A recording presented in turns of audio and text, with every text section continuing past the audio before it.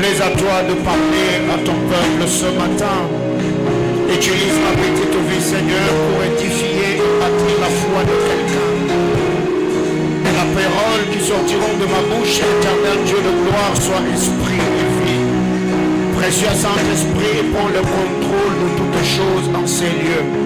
Que les êtres de gloire exercent leur ministère au son de ma voix par ordre de l'Éternel. Je prie, Père éternel, que tu bénisses ceux qui sont dans cette salle. Seigneur éternel, souviens-toi des internautes, ceux qui communient avec toi et qui croient en ce que nous faisons. Ma prière devant ton trône, Seigneur, garde éternel Dieu ceux qui sont en route. Seigneur éternel, jusqu'à ceux qui vont arriver ici. Plaise à toi, Seigneur, de bénir le programme de Sembano.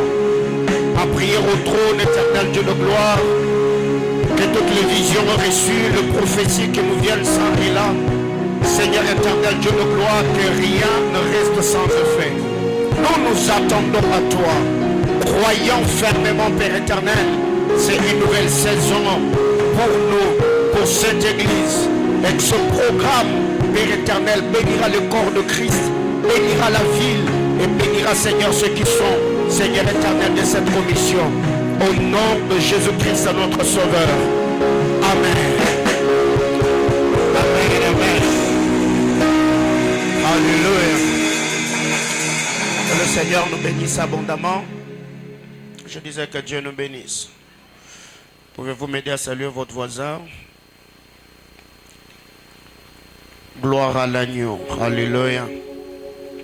Alors, comme vous le savez, sans plus tarder, on ne va pas attendre ceux qui ne sont pas encore arrivés jusque-là. Parce que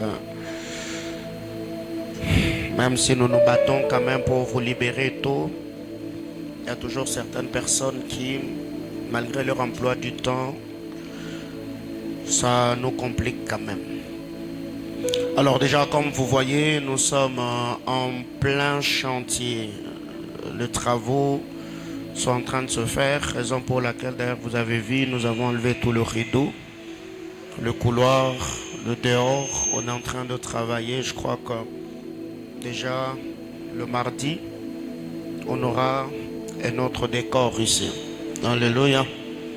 Aide-moi à dire à ton voisin, c'est Mbano ce mardi. Donc c'est le mardi que nous allons commencer notre séminaire de bâtisseurs de noms. Et nous croyons fermement de tout cœur que le Seigneur nous bénira. Depuis qu'on a commencé cette église, je n'ai jamais été impliqué, travailler et voir l'église être mobilisée comme nous sommes en train de le faire. Donc ne le faisons pas seulement pour Sembano. Donc toutes les activités que nous aurons dans cette église, impliquons-nous de la même manière. Il y a beaucoup d'affiches que quelques bien-aimés ont placé sur la ville, tout ce que nous mettons sur les réseaux sociaux. Et je crois que la gloire de notre Seigneur Jésus-Christ se manifestera dans ces assises. Donc c'est le mardi que nous allons débuter avec notre conférence Sembano, séminaire de bâtisseurs de noms. Alors déjà ce matin, je nous prie d'ouvrir nos Bibles. Je suis dans Juges chapitre 17, une histoire qui nous est très familière. Juges chapitre 17, nous lirons à partir du verset 7 au verset 13. Juges 17, 7 à 13. Merci d'honorer la parole de Dieu, merci. Juges chapitre 17, 7 à 13. Nous allons lire ensemble comme un seul homme. 1, 2, 3, go. Il y avait un jeune homme de Bethléem de Juda, de la famille de Juda. Il était lévite et il séjournait là. Cet homme partit de la ville de Bethléem de Juda pour chercher une demeure qui lui convint. En poursuivant son chemin, il arriva dans la montagne d'Éphraïm jusqu'à la maison de Mika. Mika lui dit, d'où viens-tu? Il répondit, je suis lévite de Bethléem de Juda et je voyage pour chercher une demeure qui me convienne. Mika lui dit, reste avec moi, tu me serviras de père et de prêtre. Et je te donnerai 10 cycles d'argent par année, le vêtement dont tu auras besoin et ton entretien. Et les Lévites entra. Il se décida ainsi à rester avec cet homme qui regarda le jeune homme comme l'un de ses fils. Mika consacra le Lévite et ce jeune homme lui servit de prêtre et demeura dans sa maison. Et Mika dit, maintenant, je sais que l'Éternel me fera du bien puisque j'ai ces Lévites pour prêtre. Parole du Seigneur. Je nous prie de reprendre nos places. Alors, déjà, si on peut se connecter, on partage le direct comme nous avons l'habitude de le faire afin de permettre à d'autres personnes d'être bénies par l'enseignement de ce matin.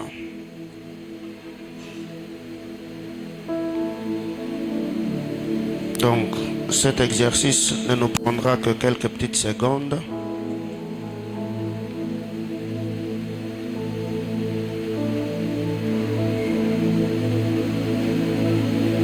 On le fait, c'est pour permettre à d'autres personnes d'être bénies aussi comme le Seigneur le fait toute la fois où la parole de Dieu est prêchée dans cette maison.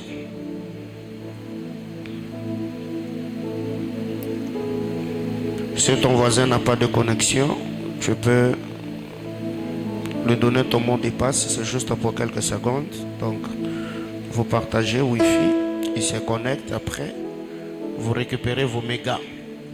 Alléluia. Alors, ce matin, par la grâce du Seigneur,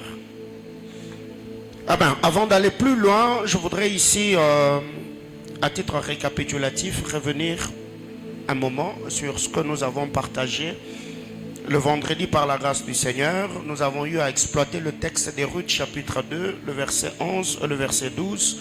Et nous étions abondamment et immensément bénis par la grâce du Seigneur. Donc le vendredi, nous avons introduit l'enseignement en disant ceci à l'église, que chaque être, donc chaque homme sur terre est vulnérable. Tout être humain sur terre est vulnérable. C'est notre vulnérabilité qui nous pousse à chercher un abri pour la sécurité de notre âme. Sur terre, l'homme est vulnérable. Et nous avons également donné l'exemple des autorités. Les autorités politiques, vous verrez que malgré le pouvoir qu'ils ont, la majorité se promène avec des antiballes, les autres ont des véhicules blindés, ils ont une armée engageant des éléments hyper entraînés. Pourquoi? Parce qu'ils sont conscients qu'ils sont vulnérables. Et dans leur vulnérabilité, on peut les atteindre, on peut les abattre à n'importe quel moment. Et il y a même d'autres personnes qui ont des bunkers dans leur maison. Il y a plusieurs personnes qui dépensent des milliers et des millions d'argent juste pour renforcer leur sécurité. Pourquoi l'homme fait cela? Parce que l'homme est conscient que sur terre, on est vulnérable. La deuxième vérité, nous avons dit, nous cherchons le refuge, nous cherchons l'abri pour nous mettre à l'abri de vents contraires. Si nous cherchons le refuge, si nous avons besoin d'avoir un asile, c'est pour nous abriter afin d'être épargnés de vents contraires. Nous avons parlé de Psaume 57, le verset 2, Ésaïe 4, le verset 6. C'est que le problème par moment qui nous arrive, ce sont des imprévus de la vie. Car personne ne prépare le malheur, mais ça nous tombe dessus. Alors déjà, pour cela, quand nous cherchons l'asile, c'est juste pour nous abriter sous le refuge ou les ailes du Très-Haut, pour nous qui appartenons au Seigneur, afin de nous éviter le vent contraire. Troisième vérité, nous avons dit que nous cherchons le refuge pour éviter les incertitudes et avoir l'assurance du lendemain. Donc si nous cherchons l'asile, le refuge, c'est pour éviter certaines incertitudes et avoir l'assurance de notre lendemain. Quatrièmement, nous avons dit, nous cherchons le refuge pour la sécurité de ce que nous avons. L'homme, quand il travaille, il amasse de l'argent. Vous verrez que très généralement, beaucoup d'entre nous ici, vous avez de l'argent, mais ce n'est pas dans vos maisons. Pourquoi vous avez pris votre argent, vous avez mis dans la banque? Parce que vous ne voulez pas perdre ce que vous avez, ce qui vous appartient. Et la banque est une forme d'asile pour la sécurité de vos biens. Il y a d'autres personnes qui ont des choses précieuses, des documents parcellaires, ceux qui ont des bijoux coûteux surtout. Pour ceux qui sont sous d'autres cieux à l'étranger, il y a certaines personnes qui gardent leurs bijoux à la banque. Pourquoi? Parce qu'ils ne veulent pas perdre ce qui leur appartient. Cinquièmement, nous avons dit, l'assurance de notre sécurité dépend du respect de clauses d'alliance. Donc le vendredi, on a parlé des types et les causes d'asile. Nous avons également parlé de types causes d'exil et nous avons parlé de types d'asile. Donc ceux qui étaient là le vendredi, nous étions abondamment et immensement bénis par la grâce du Seigneur. Alors ce matin, pourquoi nous avons lu cette portion d'écriture? Parce que il y a quelque chose qui a frappé mon esprit, je crois hier, quand j'ai fini tout le cours qu'on avait, je suis rentré à la maison et pendant que j'étais en train de méditer le soir, je crois jusqu'à 22h, 23h dans ma chambre de prière, c'est ainsi que je suis, par la grâce du Seigneur, j'ai fini par comprendre une vérité qui m'a échappé un moment, ou qui m'échappait un moment. Le thème de ce mois, c'est de l'exil à l'asile. De l'exil à l'asile. Qu'est-ce que le Seigneur a voulu nous faire comprendre? Ou qu'est-ce que le fardeau qui nous anime? C'est que Jean-Baptiste a été exilé, banni dans l'île de Patmos, là où eux l'avaient exilé, pensant mettre fin à sa vie. C'est là qu'il a reçu le réconfort, le soutien, la révélation d'Apocalypse.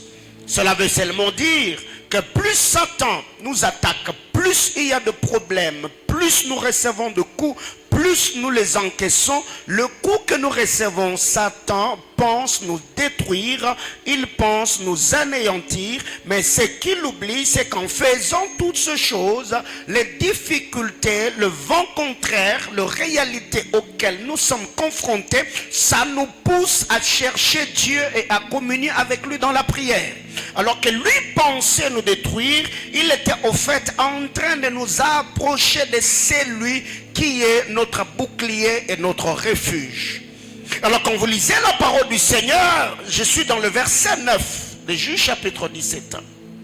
La Bible déclare, Mika lui dit, d'où viens-tu? Et il répondit, je suis lévite. Ce détail m'a toujours échappé. C'est hier pendant que j'étais en train de faire l'étude exégétique de ce texte, je me suis dit, mais comment est-ce que ces garçons ou cet homme de Dieu peut avoir une certaine compréhension des choses? Parce qu'à la question d'où viens-tu, il devait au fait dire à Mika que je viens de Bethléem de Juda. C'est la réponse qu'il devait donner à Mika. Mais Mika lui pose la question, d'où viens-tu? Mais lui, au lieu de parler de d'où il venait, il se présente en disant à Mika qui il était. Alléluia. Donc maintenant, il devait dire à Mika, je viens de Bethléem de Juda. Mais lui, quand il prend la parole, il dit à Mika, je suis lévite. C'est que d'où je viens, importe peu. Mais qui je suis, c'est ce que tu veux. Je parle à quelqu'un? Parce qu'il savait, en quittant la Bible claire, il est allé chercher un endroit qui lui convainc. Il avait besoin d'un abri, il avait besoin d'un refuge, il avait besoin de quelqu'un qui pouvait le prendre. Alors dans son esprit, il a compris que si je dois avoir un abri, je ne dois pas parler d'où je viens, je dois parler de qui je suis. Alors vous devez savoir, votre identité spirituelle est très importante dans certaines batailles de la vie ou dans certaines réalités. Ne parlez pas seulement de ce que vous êtes, parce qu'il y a plusieurs personnes, quand on lui pose la question, qui es-tu? Je suis licencié en... Non, non, non, non, écoutez. Très généralement, quand vous m'entendez par moment, même sur le statut, j'écris, je dis, Paulin Mbombo est mon nom. Frère, ce n'est pas seulement un slogan. Parce que déjà, vous savez que je m'appelle Paulin Mbombo. Mais pourquoi quand je dis que Paulin Mbombo est mon nom?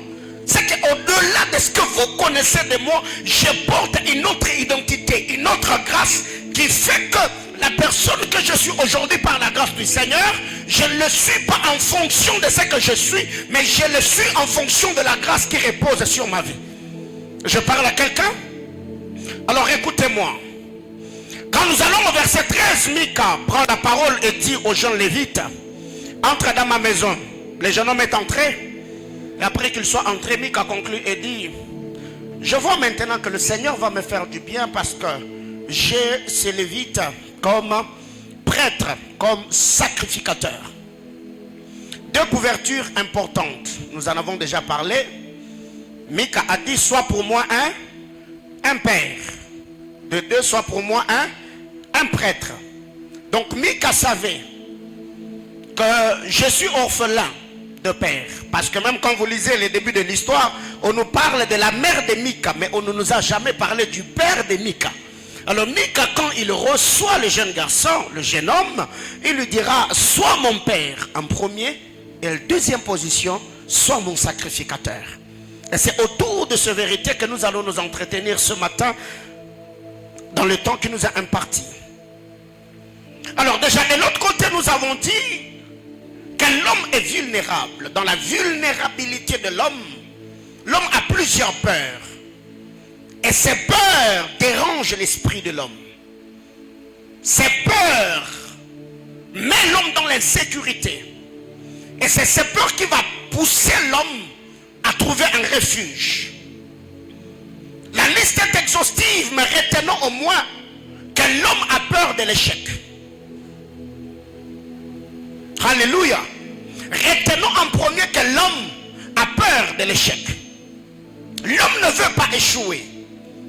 Dans ce que l'homme fait, dans ce que l'homme entreprend, l'homme aime le progrès. L'homme aime évoluer. L'homme veut voir ce qu'il entreprend aller de l'avant. Quand nous n'arrivons pas à avoir des résultats escomptés, eh ben, c'est là nous frustre. C'est là nous dérange. Alors il y a plusieurs personnes aujourd'hui qui se battent de gauche à droite, qui fournissent beaucoup d'efforts. Pourquoi? Parce que dans l'esprit de l'homme, l'homme aime aller de l'avant. L'homme aime voir ce qu'il entreprend, réussir et prospérer. Et ceux qui touchent même au fétiche, ceux qui vont à l'occultisme, ce n'est pas parce qu'ils ont seulement plaisir d'être dans un secte ou d'être dans un loge, mais ils y vont juste parce qu'ils veulent voir les choses évoluer dans leur vie. Deuxièmement, l'homme a peur de l'inconnu. L'homme a peur de l'inconnu. Ce qui fait que généralement, quand quelqu'un est déjà dans un confort, l'homme a besoin de nouvelles expériences. Mais l'homme ne veut pas risquer. Ce qui fait qu'il y a des gens qui y ont raté certaines saisons seulement par la peur de l'inconnu. Il sait déjà comment il vit aujourd'hui. Il sait déjà ce qu'il a déjà réalisé aujourd'hui. Ce qui fait sa force aujourd'hui. Et si le Seigneur vient et lui dit, quitte ta patrie comme Abraham, quitte la maison de ton père et va au pays ou au lieu que je t'indiquerai. C'est qu'Abraham a pris le risque. Dieu ne lui a pas dit, va dans tel pays, non. Dieu lui a dit, va, sors seulement. Mais moi je te dirai où tu vas. Écoutez mes amis, le matin, tu vois un père de famille, il prend sa femme et ses enfants. Quand je parle de l'enfant, je parle de l'autre et de sa femme et tous les serviteurs. Sortons. Nous allons où? Je ne sais pas. Dieu m'a dit qu'il nous dira. Quel est ce risque? Ce qui fait que très généralement, l'homme aime se recroqueviller dans sa zone de confort. Mais en étant dans cette zone de confort, nous avons besoin de nouvelles conquêtes. Nous avons besoin des expériences nouvelles. Nous avons besoin d'autres exploits. Alors qu'il y a que certains exploits qu'on peut avoir qu'en prenant le risque. Tu dis, ok, je ne prends pas ces risques par moi-même, par le courage et par mon audace, mais parce que Dieu m'a parlé. Si le Seigneur a libéré une parole sur ma vie, je crois que la main puissante agissante du Seigneur m'éclairera et j'aurai le succès dans ce que je vais entreprendre. L'homme a peur de l'inconnu. L'homme a peur de ce qu'il attend demain. Et c'est l'inconnu qui crée certaines incertitudes. Troisièmement, l'homme a peur du danger. L'homme n'aime pas le danger. L'homme a peur du danger. L'homme a peur du danger. Et ici, quand je parle du danger, je parle de danger dans toutes leurs formes. L'homme n'aime pas le danger. Danger comme accident, danger comme maladie, danger comme divorce, danger comme échec, danger comme rupture, danger comme tous les dangers. L'homme n'aime pas le danger. C'est que l'homme aime la paix. L'homme aime la percée. L'homme veut être en bonne santé. Alors que toutes ces choses nous guettent au quotidien. L'homme n'aime pas le danger. L'homme n'aime pas le danger. Autre chose, c'est que l'homme n'aime pas perdre ce à quoi il tient. L'homme n'aime pas perdre ce à quoi il tient. Ou l'homme n'aime pas perdre les choses importantes de sa vie. Quand je parle des choses importantes, femme, enfant, mari, travail, onction, grâce, amis, tout ce qui est important ou tout ce qui est bénéfique pour nous, l'homme n'aime pas perdre cela. Ce qui fait que très généralement, nous nous battons pour garder certaines personnes dans notre vie. Nous prions pour que certaines choses ne nous quittent pas. Nous prions pour que certaines personnes ne meurent pas. Parce qu'il y a certaines personnes qui sont mortes pensant qu'en mourant, ils sont morts seuls alors qu'ils sont morts même avec le vivant. Donc ceux qui ont laissé derrière eux, et en mourant, ils ont pensé leur laisser vivants alors qu'ils ont emporté leur vie avec eux. Ce qui fait que très généralement, il y a d'autres personnes qui n'ont pas pu rebondir ou se relever après avoir perdu des êtres chers. Donc retenons au moins que l'homme n'aime pas perdre les choses importantes de sa vie.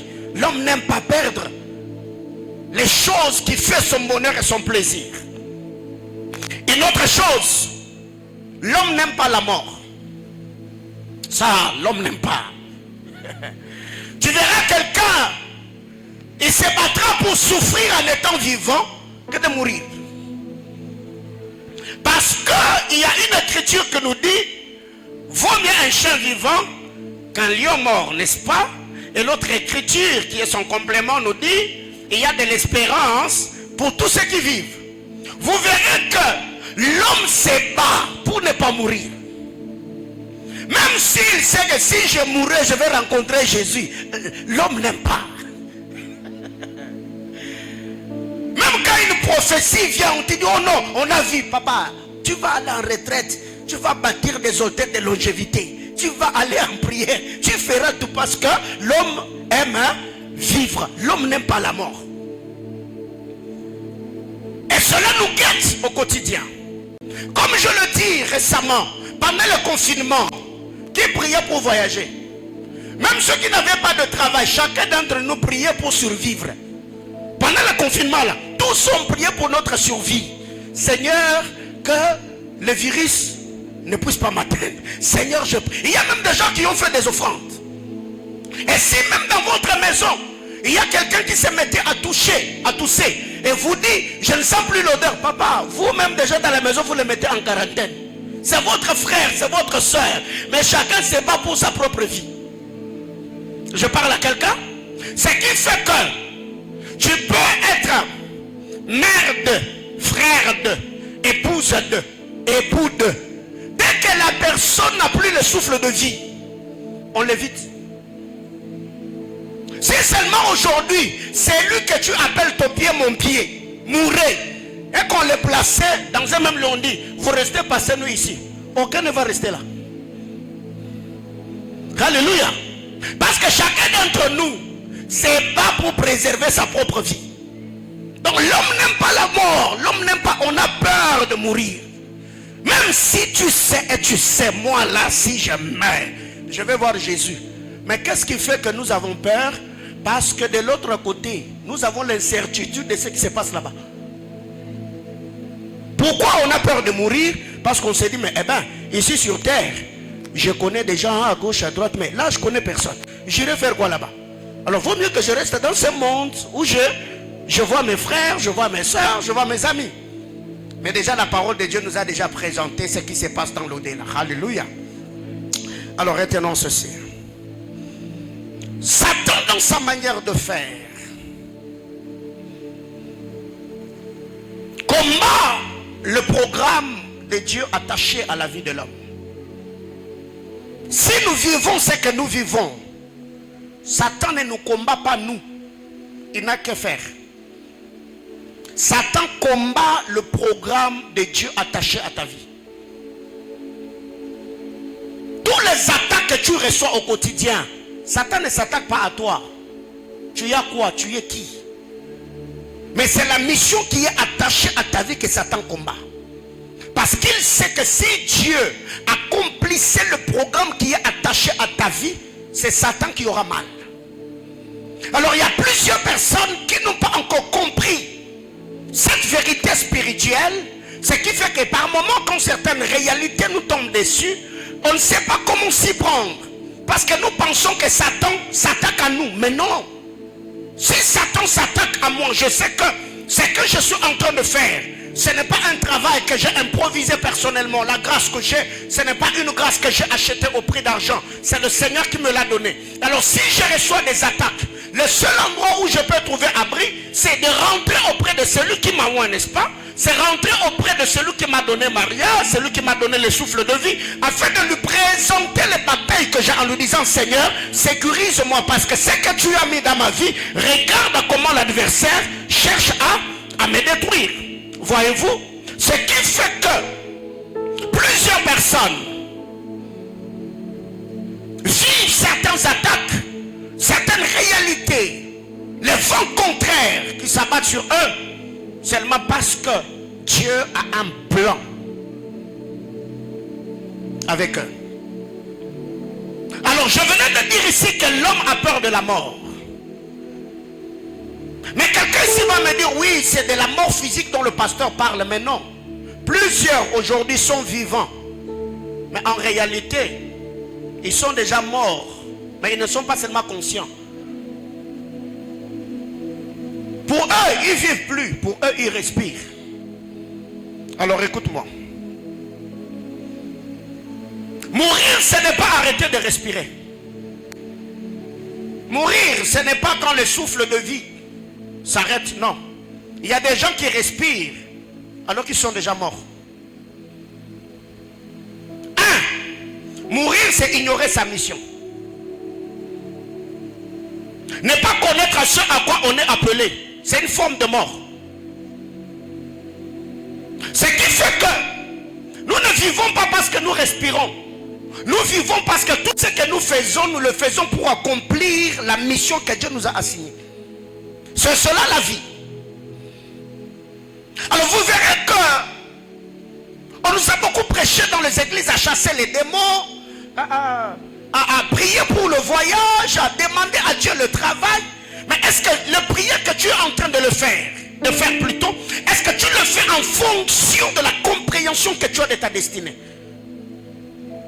Quel est ton couloir d'appel? Je parlerai et j'enseignerai sur ces choses jusqu'à ce que chacun d'entre nous fasse de prières qui cadreront avec la mission que le Seigneur va lui donner, ou le Seigneur lui a confiée. Qui es-tu? Quel est le programme de Dieu attaché à ta vie? Quel est ton couloir d'appel? Il y a plusieurs personnes qui accompliraient leur mission en étant juristes. Certains réussiront à accomplir leur mission en étant médecins, d'autres en étant footballeurs. Maintenant, ce que tu es en train de faire, est-ce que ça cadre avec la mission que Dieu t'a assignée? Les autres prospéreront dans les affaires. Et c'est la découverte de notre couloir d'appel qui va d'ailleurs donner un sens à notre vie. Ce qui fait que beaucoup de gens aujourd'hui sont frustrés parce qu'ils se retrouvent en train de faire ce qui ne les passionne pas. Est-ce que tu aimes ce que tu fais?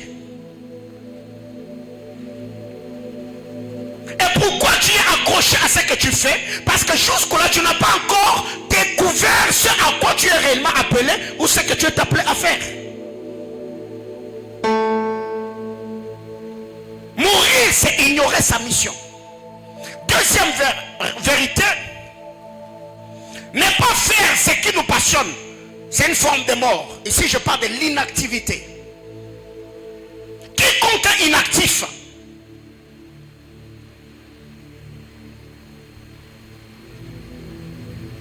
il respire, mais il n'a pas la vie.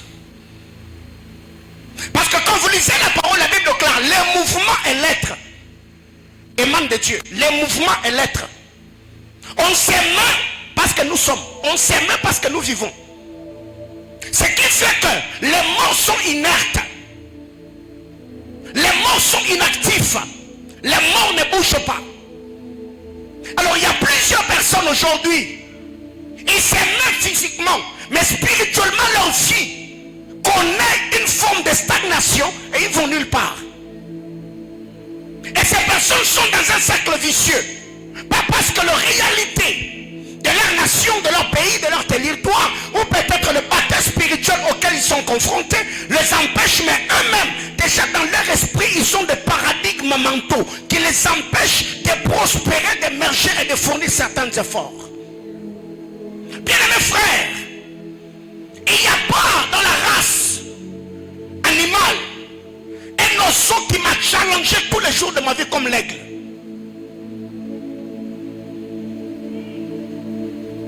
Et ce que je suis, c'est quand la vie me donne l'impression que je n'y arriverai pas, que je déploie tout ce que j'ai comme énergie et donne le meilleur de moi-même. L'inactivité est une forme de mort. C'est que vous devez savoir, faites ce qui vous passionne. Battez-vous pour la vie que vous voulez. Le bonheur ne va pas s'offrir à toi sur le plateau. Sur cette terre des hommes, chacun se bat pour son survie. Alors ne pense pas que quelqu'un va mettre sa vie de côté. Il va s'ignorer juste pour se contenter sur toi. Non, chacun se bat pour sa vie. Chacun se bat pour son bien-être. Alors il y a des gens aujourd'hui qui sont malheureux ou malheureuses parce que vous, votre bonheur dépend de quelqu'un. Alors que le quelqu'un là, il a ses propres batailles.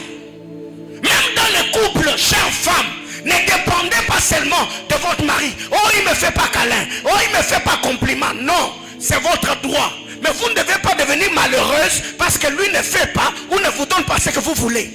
Battez-vous pour le bonheur que vous voulez avoir. Et là, je n'ai pas dit, papa, ne faites pas câlin. Moi-même, ce matin, j'ai tapé. Alléluia. Alors, qu'est-ce que vous devez comprendre? C'est que dans cette vie, l'inactivité empêchera l'homme à s'épanouir dans ce qu'il fait ou dans ce qu'il entreprend. Troisièmement, manquer d'objectif. C'est une forme de mort. Et il y a des gens jusque-là, ils n'ont aucun programme. Quand ils se réveillent le matin, tu as quoi comme programme? Programme. Je ne sais pas. Oh non. Qu'est-ce que tu feras demain? Après ce culte, tu feras quoi? Nous avons tous 24 heures. Le problème, ce n'est pas les 24 heures qui sont à notre disposition, à notre portée, mais c'est comment nous exploitons nos 24 heures. Quelqu'un comprend de quoi je parle? Et il y a plusieurs personnes qui pensent encore qu'ils ont tout leur temps. Si déjà tu as 20 ans dans cette salle, tu n'es pas enfant. Si tu as 20 ans dans cette salle ce matin, tu n'es pas enfant.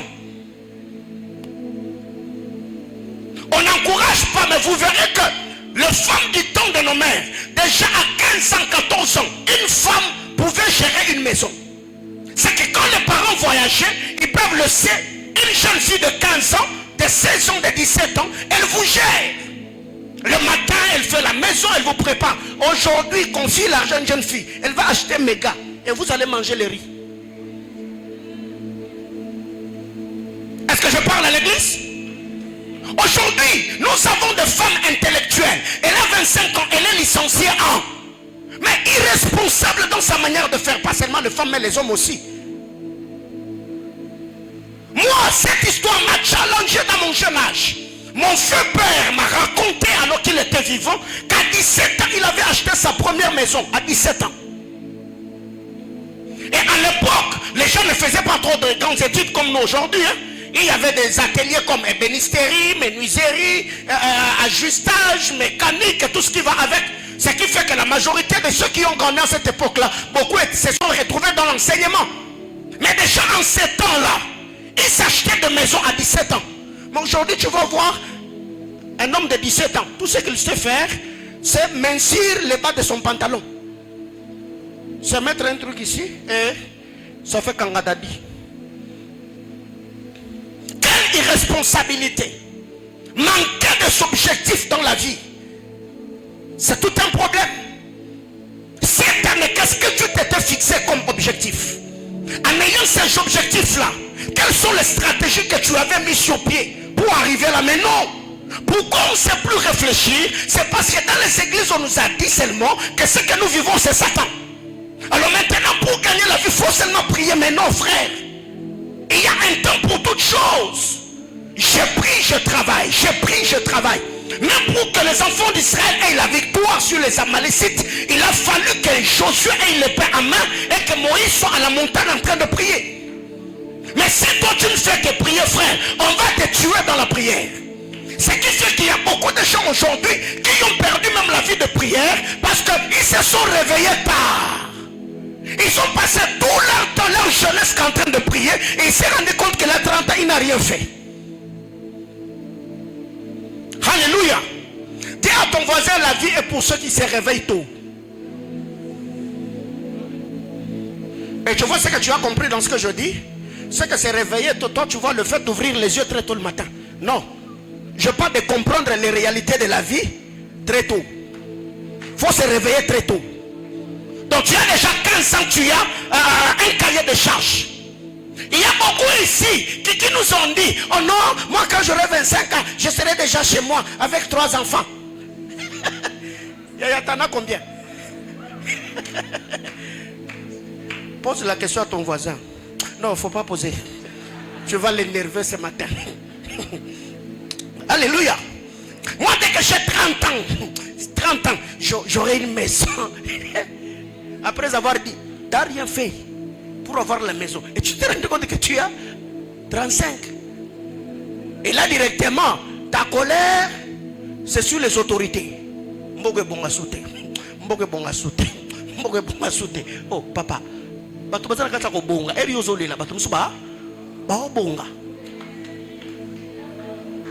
alléluia. Manquer des objectifs, c'est une forme d'échec. Alors retenons ceci. La tragédie, c'est pas de mourir. La tragédie, c'est mourir avec son histoire. Mourir n'est pas un problème. Mais disparaître après sa mort, ça c'est ce que moi j'ai refusé très tôt. Mourir, c'est le chemin de tous, chacun d'entre nous ici. Même si tu jeûnes, même si tu jeûnes pas, même si tu pries, un jour tu vas mourir. Quelqu'un comprend? Un jour, on va mourir. Mais ça sera quoi après ta mort? Et il y a des gens qui sont morts, après qu'ils soient morts, ils sont vraiment morts. Ce n'est pas parce que les gens ont dit on t'oubliera jamais qu'ils ne vont pas t'oublier, non. Chacun va continuer à faire sa vie. On va se souvenir de toi, mais on va t'oublier. On va se souvenir de toi. Ah, il exista. Vivre, c'est continuer à vivre même après la mort. C'est laisser une histoire qui servira d'exemple et de modèle aux générations futures. Ou quand on se mettra à parler, on dit, dans telle période, il y a un homme qui exista. Il s'appelait tel. Par lui, il y a telle et telle autre chose qui est restée. Pourquoi très généralement, nous savons ce dicton qui dit l'artiste ne meurt pas? Qu'est-ce qui fait que l'artiste continue à vivre même après sa mort? Les œuvres. Maintenant, toi qui es inactif, après ta mort, on se souviendra de quoi? De photos? Mais non. De ton nom? Mais non. Alléluia. Dis à ton voisin, la pire de mort, c'est de mourir avec son histoire. Qu'est-ce que nous devons retenir? Quand vous lisez la parole de Dieu dans 2 Samuel chapitre 18, le verset 18, la Bible nous dit, Absalom n'avait pas d'enfant. Et Absalom se dit, si je mourrais, personne ne va se souvenir de moi. Comme je n'ai pas des enfants par qui les hommes pourront peut-être se souvenir de moi. La Bible déclare, Absalom construit un monument qu'il nomma monument de Salomon qui existe, d'Absalom qui existe jusqu'aujourd'hui. Parce qu'Absalom a compris que les gens continuent à vivre que par l'œuvre. Donc je dois laisser sur terre quelque chose qui fera que les humains se souviennent de moi. Je dois écrire une histoire qui même après ma mort, que les gens suivent l'histoire et se disent, il y a un homme qui avait existé en telle époque. Par lui, le Seigneur sur la terre des hommes avait fait telle et telle autre chose. Alors ma prière ce matin devant le trône de Dieu, je lève ma main et je décrète et déclare que toute puissance démoniaque, toute forme de présenteur qui était en train de t'alourdir, ralentissant ta marche pour que tu ne puisses pas accomplir le dessein de Dieu, que cela tombe ce matin au nom puissant de Jésus. J'entends quelqu'un me dire amen. Le psalmiste dit, je ne mourrai point, je vivrai et je raconterai. C'est lui qui raconte les œuvres de l'Éternel finit toujours par donner ses chants à d'autres personnes qui vont les raconter après lui. Je raconte les œuvres de l'Éternel. Pendant que je serai en train de raconter, il y a d'autres personnes autour de moi qui vont entendre ce que je serai en train de raconter. Et à leur tour, ils vont le raconter en disant, nous avons vu Dieu se manifester dans la vie d'un homme. Ce qui fait que tu peux mourir aujourd'hui, mais ton histoire de génération et de génération continue à en parler. Le Mumba est vivant? Non. Moussa est vivant? Non. Adi Nabal est vivant? Non. Jésus est vivant? Oui. Oh, tu voulais dire non. Jésus est vivant. Paul est vivant? Non. Pierre est vivant? Non. Ils sont déjà morts. Ils vivent dans l'au-delà. Mais aujourd'hui, nous parlons de leur histoire. Joseph est vivant? Non. Frère, ne meurs pas sans laisser l'histoire. C'est que même après toi qu'on se dise, on a connu les choses dans la photographie, mais quand ces gars-là, non mais, ces gars-là a révolutionné. J'ai pris une grâce particulière. Ce matin vient sur toi, afin de te doter de la capacité de devenir le meilleur dans ton domaine. Et que quand les hommes voudront se souvenir de quelque chose, que tes services marquent les esprits de ceux de ta génération, je lève ma main du haut de cet hôtel, à ma qualité de sacrificateur et prêtre de l'Éternel, que le Dieu Tout-Puissant te donne une grâce particulière, qui fera que dans tout ce que tu fais, que les hommes s'inspirent par tes œuvres au nom puissant de Jésus. J'entends quelqu'un me dire amen. Il faut écrire l'histoire. Alléluia. Il faut l'écrire. Alors qu'est-ce que nous devons retenir? Nous respirons pour vivre, mais nous ne vivons pas pour respirer.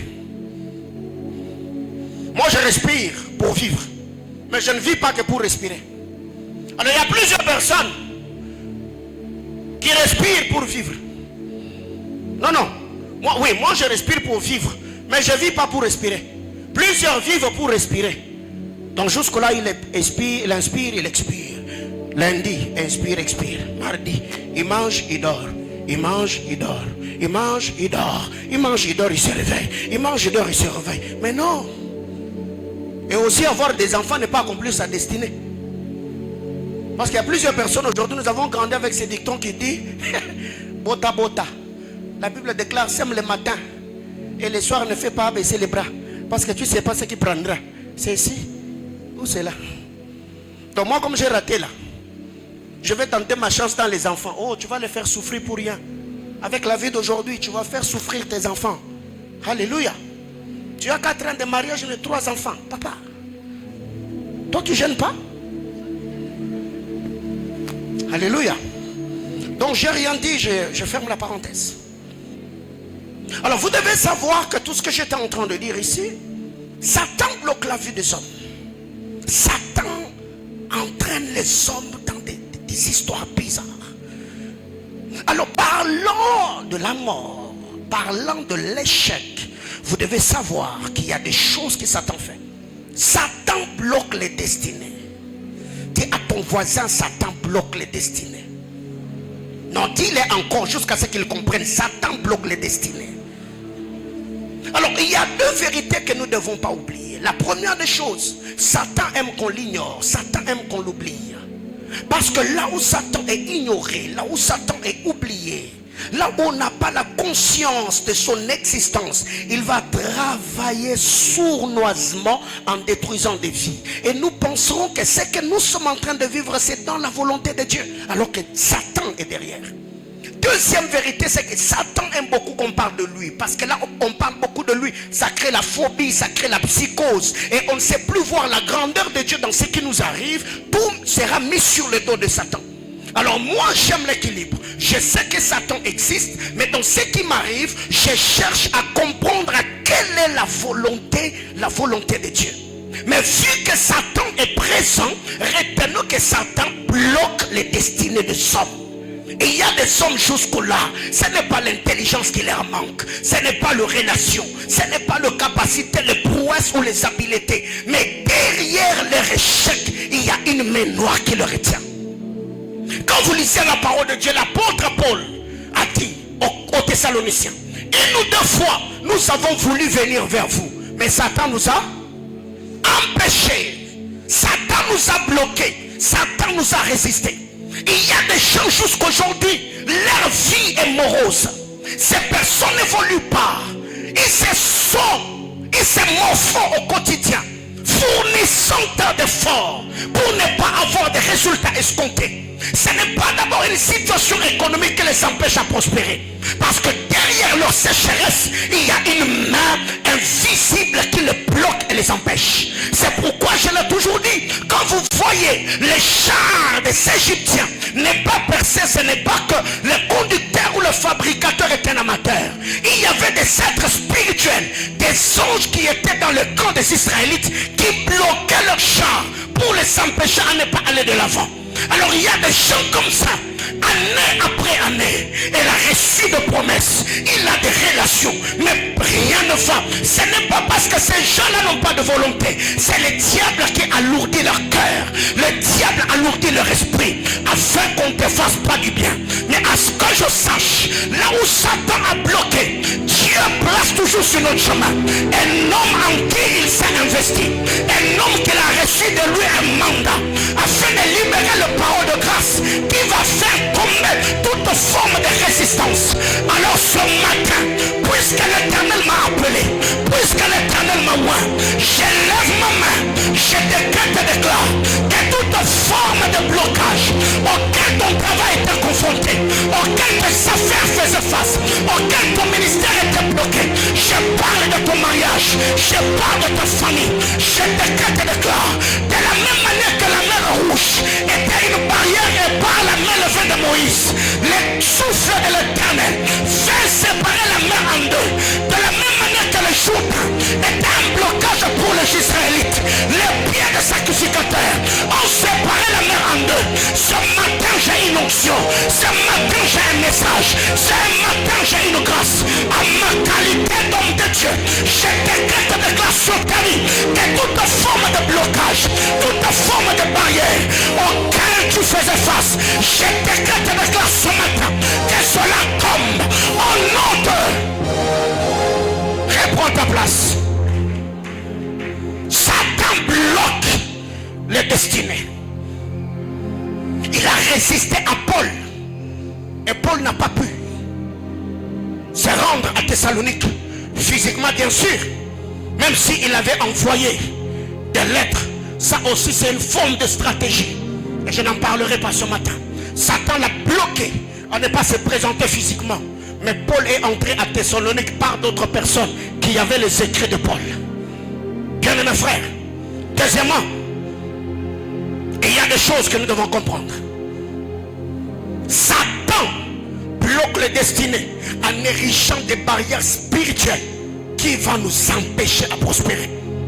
Satan bloque les destinées en inspirant et utilisant les gens pour nous barrer la route. C'est un moment où tu es dans une entreprise. Dieu a inspiré au cœur du chef en disant: j'ai vu la grâce de ce jeune homme, est-ce qu'on peut le promouvoir?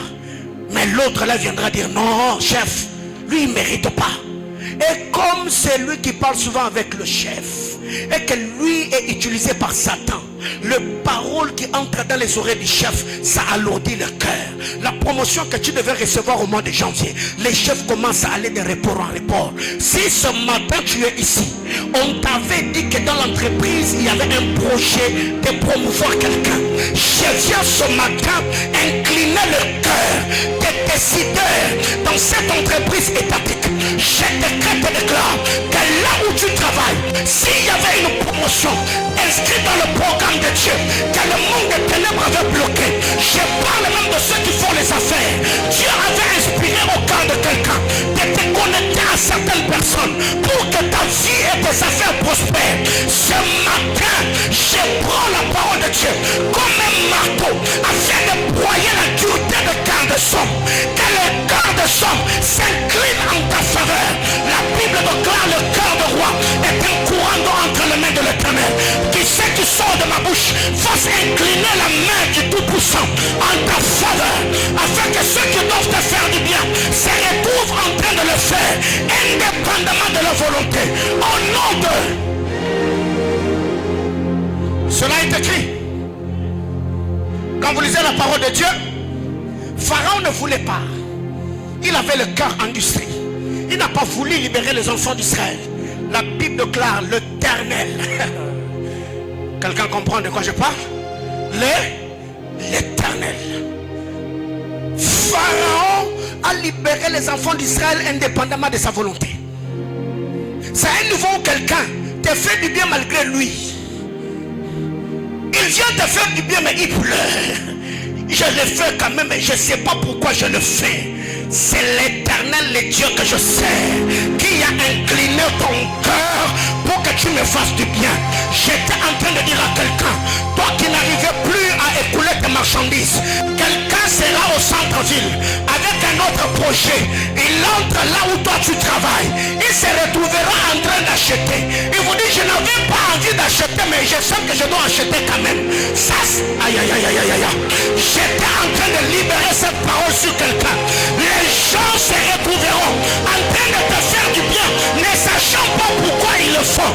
Je sens que cette parole est pour quelqu'un. Non, non, je disais que je sens que cette parole est pour quelqu'un. Je décrète et déclare que les hommes bienfaiteurs se retrouvent en train de te faire du bien au travail, à l'université, dans ta famille, dans ton environnement. Je décrète et déclare que tout homme bienfaiteur de ta vie en cette saison reçoive les instructions comme la femme, la femme de Sarepta, que Dieu avait ordonné pour faire du bien à Élie, au nom puissant de Jésus. Reprends ta place. Vous savez ce que j'aime avec Dieu? Dieu n'a jamais dit à Élie, j'ai demandé à la veuve de te nourrir. Non. Dieu dit, j'ai fait quoi? J'ai ordonné. Il n'y a pas de négociation. On ne négocie pas. Quand Dieu dit c'est toi, eh ben, c'est toi. Donc même si tu ne veux pas écouter, il y a des gens qui ont déjà reçu l'instruction dans leur esprit. Mais il faut juste qu'ils entrent en contact avec ton visage. Ils doivent entrer en contact avec ton appel. Ils doivent entrer en contact avec ton message. Alors je prie que le Seigneur réveille ton esprit afin que tu écrives à quelqu'un cette semaine qu'il te dise, j'étais en train de te chercher. J'avais... Aïe aïe aïe aïe aïe. Non, non, non, non, non, non, non, non. J'étais en train de dire à quelqu'un, Dieu a donné l'ordre, mais aussi longtemps qu'Élie n'avait pas rencontré la veuve, Élie ne pouvait pas savoir qu'une veuve pouvait le nourrir. Je prie que quiconque a reçu l'ordre dans son esprit de rencontre cette semaine, et que cette rencontre permette à ce que les biens qu'il a reçus comme ordre dans son esprit t'arrivent et te parviennent au nom de... Reprends ta place. C'est comme ça que ça se passe au fait. Et ça m'est déjà arrivé plusieurs fois. Je crains quelqu'un comme, oh non, en tout cas papa, oh non, ça fait très longtemps. Je sais pas. Je t'ai cherché. Le mercredi, je vais prêcher chez le pasteur Israël. Il y a une de mes filles qui prie avec nous ici. Son travail et sa grossesse ne la permettaient pas de me rencontrer. Et quand je finis de prêcher, j'entre au bureau. Elle vient me dire, papa Paul, je vous ai beaucoup cherché. D'ailleurs, pendant que vous étiez en train de prêcher, Dieu m'a dit de vous faire du bien. Je parle à quelqu'un. Donc il a fallu que moi je me déplace, que j'aille à l'église Action Missionnaire, qu'elle aussi arrive là-bas, qu'elle me voie, pour que ce qu'elle voulait me donner, qu'elle ne me le donne pas au bureau, mais qu'elle me le donne là-bas.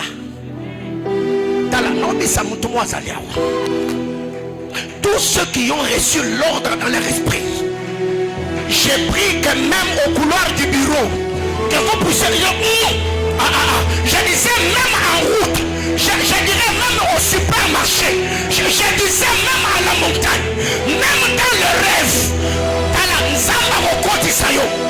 Si vous ne pouvez pas vous rencontrer physiquement, même spirituellement dans les songes, vous allez vous rencontrer la personne. Non. Je chante que ce que je suis en train de le dire. Je décrète et déclare que le Seigneur t'introduise dans le sommeil des gens, afin que ceux qui t'avaient oublié, qu'ils puissent se souvenir que Dieu existe. Au nom de... Reprends ta place. Oh, permettez-moi quand même d'aller de l'avant.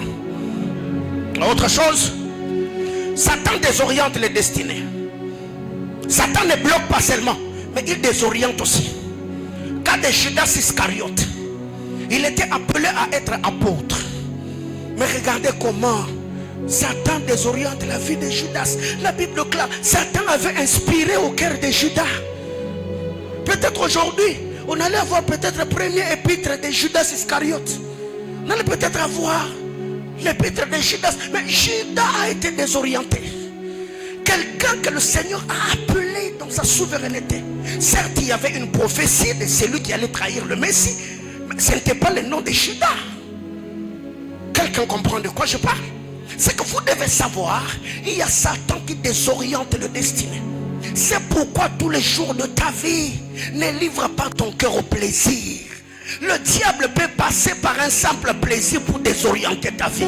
Il y a des jeunes filles qui avaient de merveilleuses promesses. Seulement parce qu'à cause d'une erreur, elle est tombée enceinte, elle a eu un enfant. Et depuis lors, sa destinée a été désorientée. Il y a des jeunes filles, à cause du plaisir, tu es sorti avec un homme, vous êtes unis. Et depuis lors, tu sens que ta vie n'évolue plus. Il y a des gens qui ont été possédés par des démons seulement parce qu'il est allé dans une boîte de nuit. Il s'est mis à écouter une musique et les démons l'ont possédé. Ils l'ont désorienté. Ma prière est levée de mon cœur.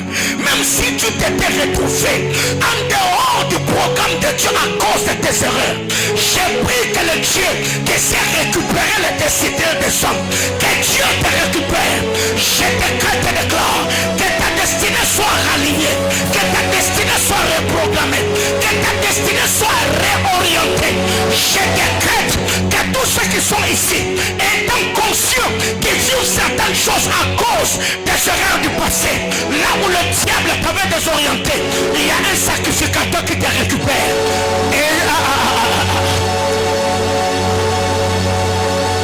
Genèse 37, Joseph s'était perdu dans les champs.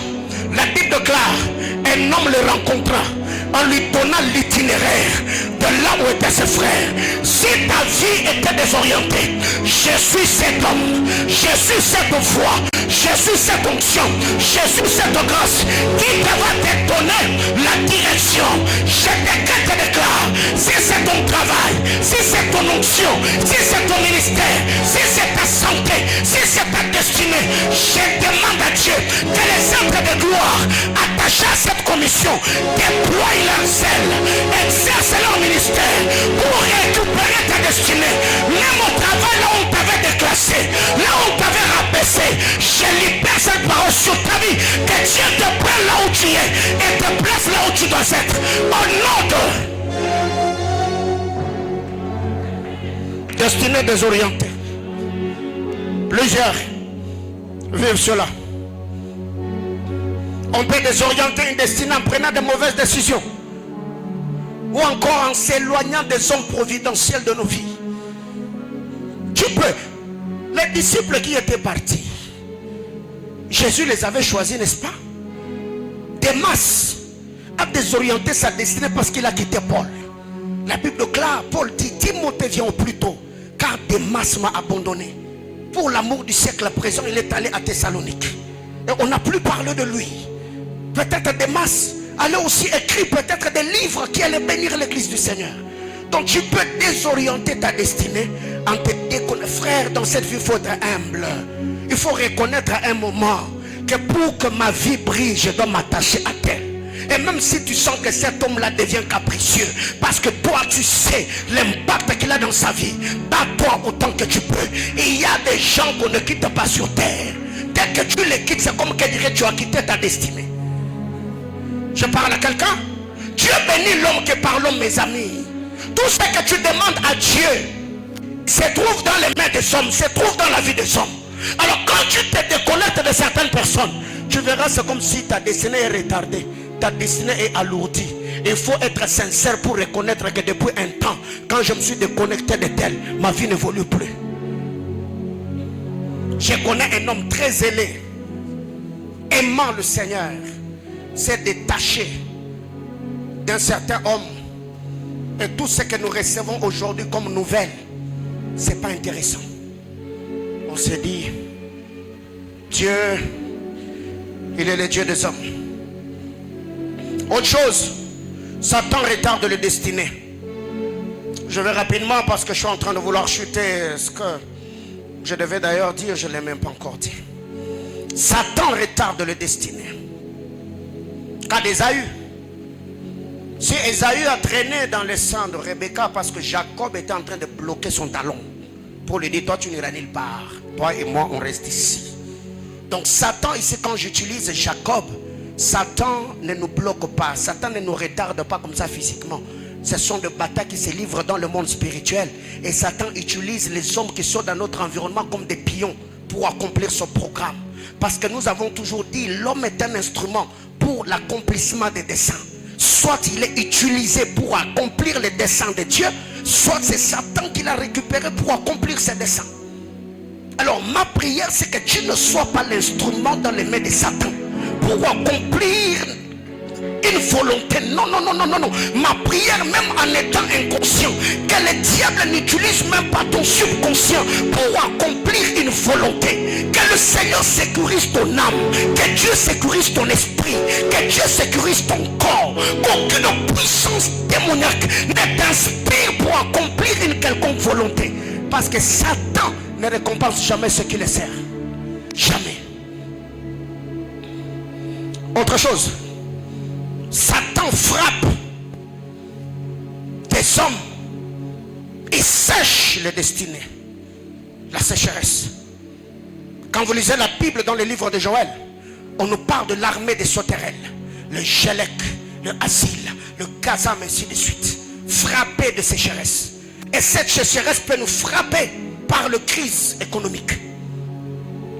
Et il y a des gens jusqu'au-là, la grâce de Dieu est sur eux. Ils ne prospèrent pas parce que l'économie de leur pays part.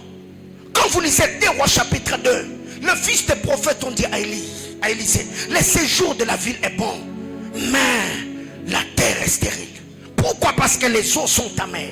Gloire soit rendue à Dieu parce qu'eux avaient la révélation de l'infertilité de la terre à cause de la qualité des eaux. Mais si jusque-là tu vis la sécheresse et tu ne sais pas d'où ça vient, ça sera très compliqué. Il y a des hommes qui ne prospèrent pas. Ministère qui vit de sécheresse. Les autres prospèrent. Même dans les domaines des dons spirituels. Ceux avec qui vous avez commencé à exercer les ministères sont loin. Toi tu es toujours là en train de chanter les Mumbu Zaoukov. Frère, il faut que ça change. Je parle à quelqu'un. Il faut que ça change. Les gens avec qui vous avez commencé, signer le contrat dans cette entreprise-là, les autres ont acheté des maisons. Les gens avec qui vous avez commencé, ils sont prospérés. Tala, vie nous a bongoté. Et ça l'a bongoté.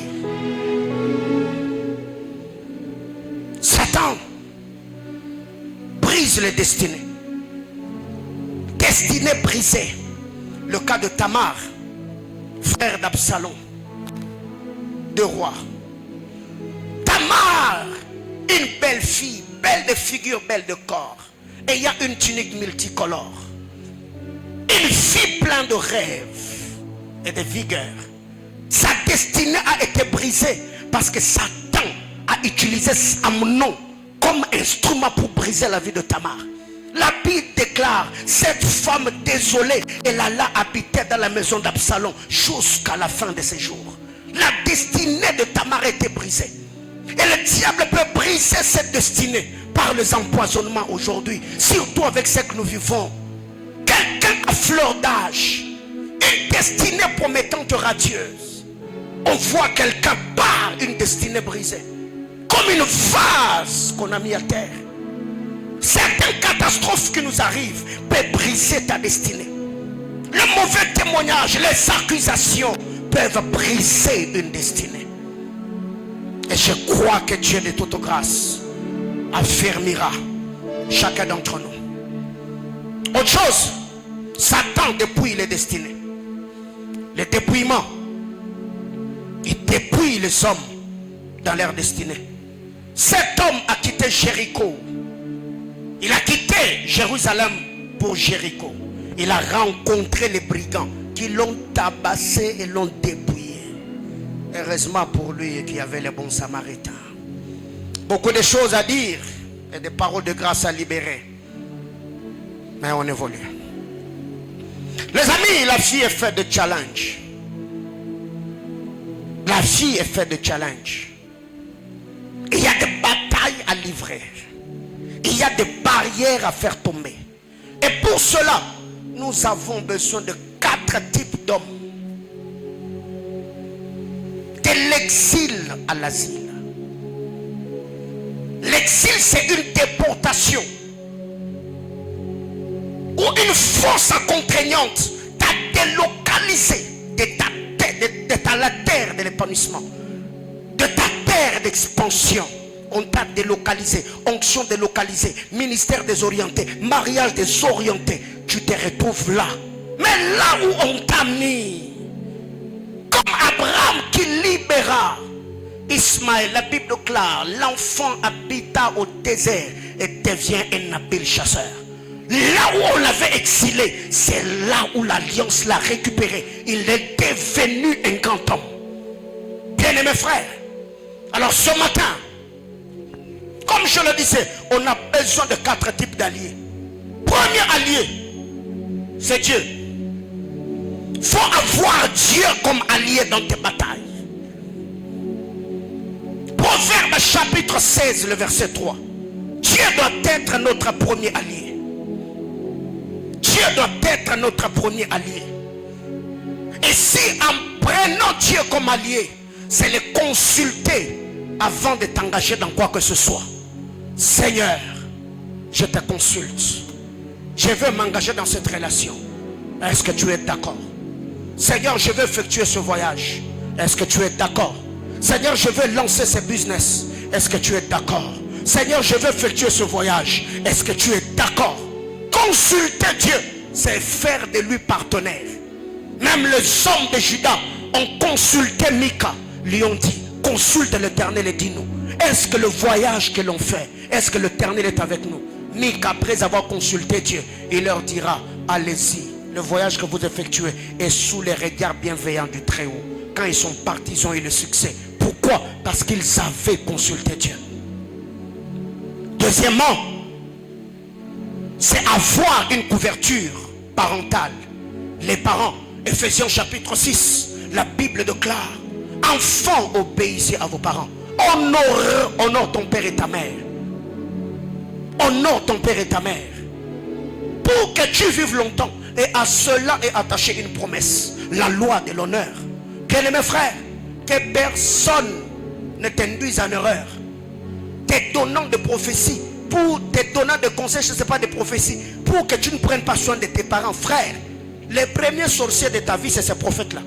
Parce que vous devez savoir, la révélation qui vient de Dieu ne crée pas la haine.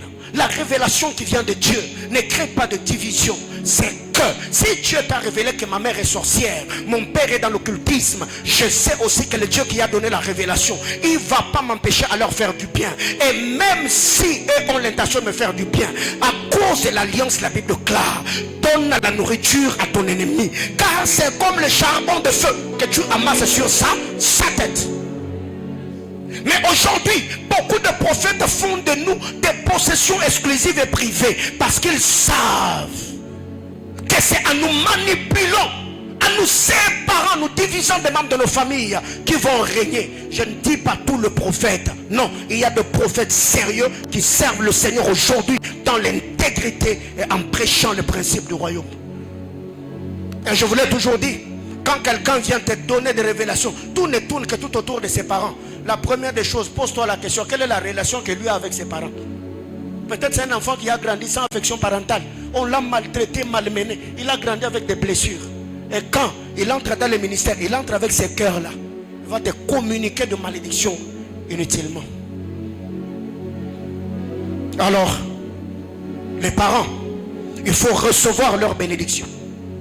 Il faut recevoir le parole de grâce qui vient d'eux. Il faut prendre soin d'eux. Et pour ceux qui n'ont plus de parents, je crois, vous pouvez également faire des bonnes œuvres, la bienfaisance. Et il y a des orphelins, tu peux à ton tour leur faire du bien. Et il y a des veuves, tu peux bénir les veuves. Ça va t'attirer de bénédiction. Alléluia. Qu'est-ce qui arrive? 3. Avoir des bons alliés. Si tu veux réussir dans cette vie, sortir du cercle vicieux, il faut avoir des bons alliés. Quand vous lisez la parole de Dieu dans les livres de Marc, on nous parle de cet homme qui était paralytique. Heureusement pour lui, il avait 4 amis. La Bible déclare, ces 4 amis sont devenus ses pieds. Ils l'ont aidé. Ils sont montés sur la toiture d'une maison. Ils ont ouvert la toiture. Ils ont pris le malade et l'ont fait descendre. C'est là que j'ai toujours condamné les paralytiques de Bethesda. La Bible déclare, lui, quand il arrive, il dit à Jésus, je n'ai personne. L'autre qui est aussi paralytique comme lui a pu marcher parce qu'il avait des bons amis. Alléluia. C'est que dans cette vie, tu n'es pas un homme à tout accomplir. Il y a certaines choses que tu auras de par l'entourage des hommes qui sont autour de toi. Et l'homme ne va pas se battre dans ta vie s'il n'a jamais senti que tu as aussi été impliqué dans la tienne. Nikinkurimba. Toi, tu veux toujours que les gens soient là pour toi. Alors que toi, quand les gens ont des problèmes, non, toi tu es Luc, cavalier solitaire, tu es dans ton monde. Maintenant, quand toi tu as des problèmes, c'est toi qui vas crier, qui va râler partout. On m'a pas assisté. Et toi tu assistes à qui quand les gens ont des problèmes? Oui. Quand tu veux que les hommes te traitent bien et soient là pour toi, commence à être là pour eux.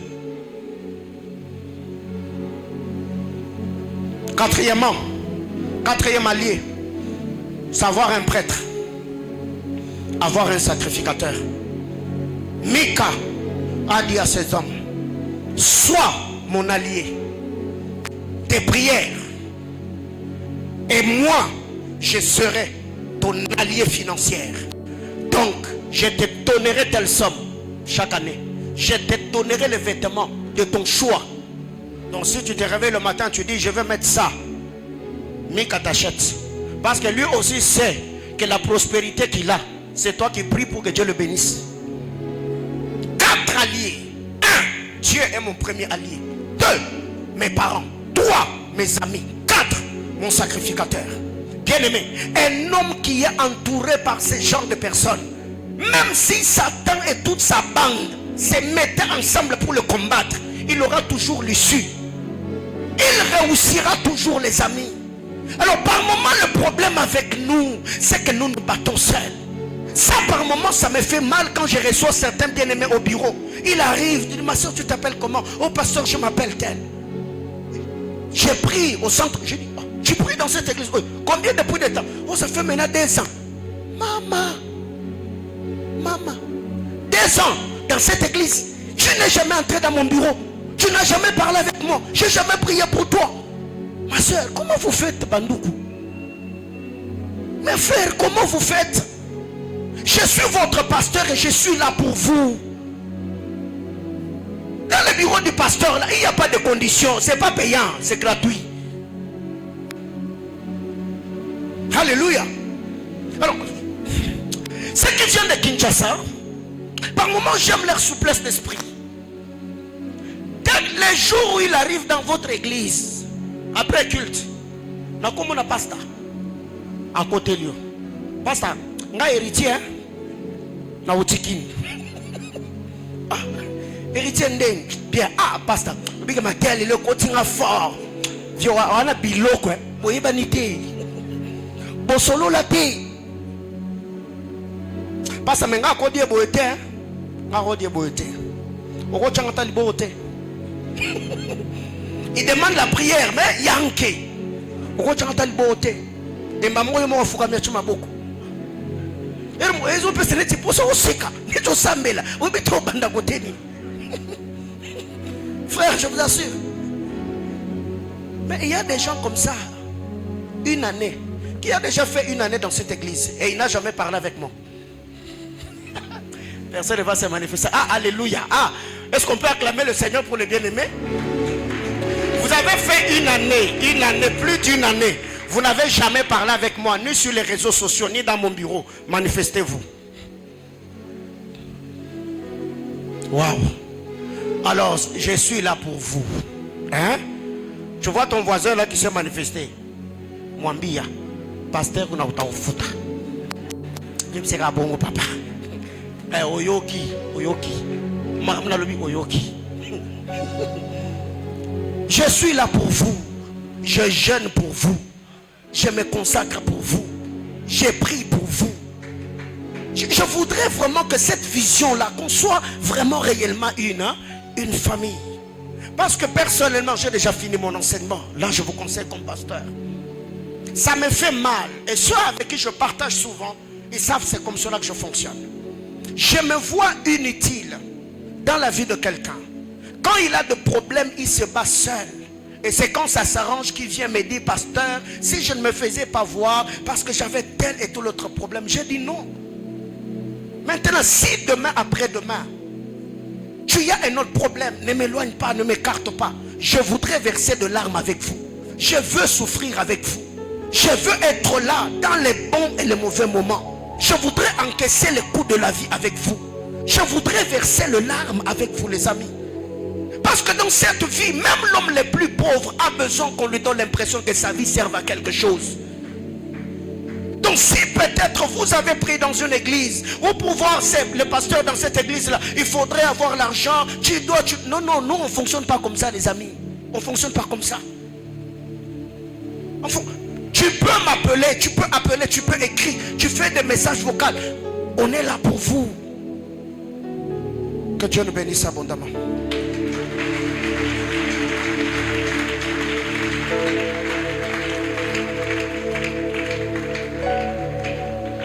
Ce matin, je voudrais que l'on prie le Seigneur pendant quelques petites minutes. Est-ce qu'on peut être debout, s'il vous plaît? Il est 11h04, donc on est dans le temps.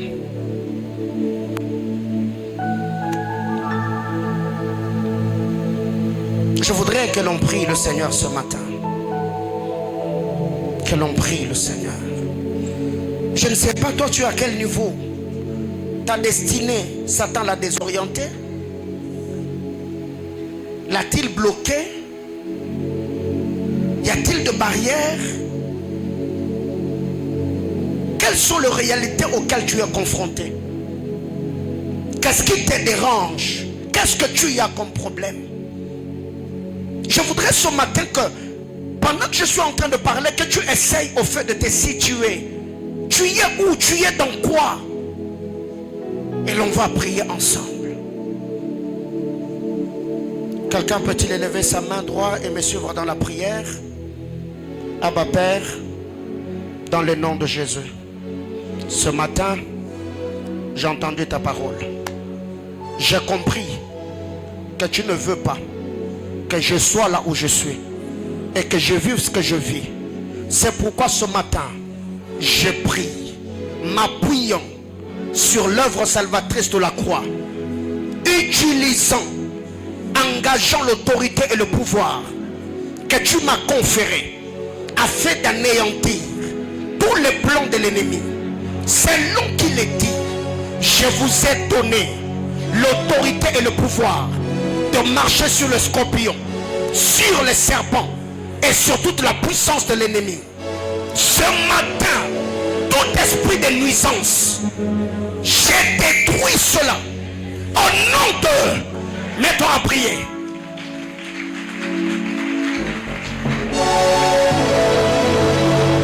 C'est ta manière de prier qui me stresse.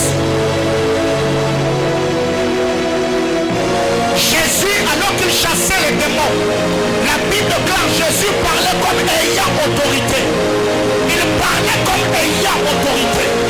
Jésus chassait les démons en parlant comme ayant autorité. La quito sopra qui attiliva et testar. Ritmo lo saliveras. L'inter de la chinoïté qu'il veut la les diables ne doivent pas faire de ta maison un lieu de foot. Où vous avez une compréhension le matin, vous avez une dispute le soir. Vous ne savez plus jouir même de la vie du couple parce que Satan s'est infiltré. Ce matin, tout vent contraire, tu le fais sortir de ton mariage, tu le fais sortir de tes affaires, tu le fais sortir de ta famille. La bakura tali à chambre à vie.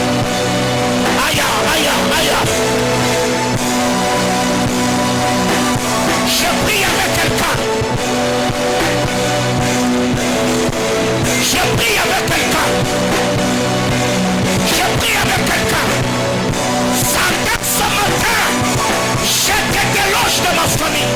Je te chasse de ma maison. Je te chasse de mes travails. Tout de moi qui était bloqué, je le débloque ce matin. Là où il y avait la sécheresse, je décrète et déclare la floraison. Là où il y avait le blocage, ma destinée ne se brisera pas, ni par accident, ni par incident, ni par maladie, ni par empoisonnement, au nom puissant de Jésus.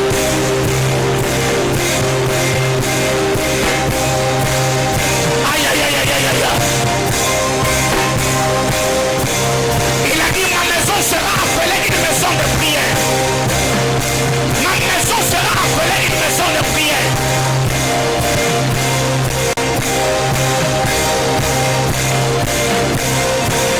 L'esprit de veuvage ne te frappera pas avant le temps.